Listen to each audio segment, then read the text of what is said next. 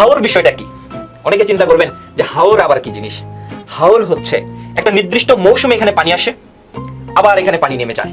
হাওরগুলো কি কি, the most important হাওরগুলো কি কি যেগুলো পরীক্ষায় আসে? যেমন পরীক্ষায় সব থেকে এখানে বেশি আসে সেটা হলো যে নিকলি হাওর। নিকলি হাওর কোথায় অবস্থিত? কিশোরগঞ্জের নিকলি উপজেলায়। তারপর হচ্ছে ইটনার হাওর, এটা ইটনা উপজেলায়, এটা সব থেকে বেশি পরীক্ষায় আসে। তাহলে কিশোরগঞ্জের মধ্যে নিকলি হাওর এবং ইটনা হাওর এই দুইটাই আমাদের পরীক্ষায় সব থেকে বেশি আসে।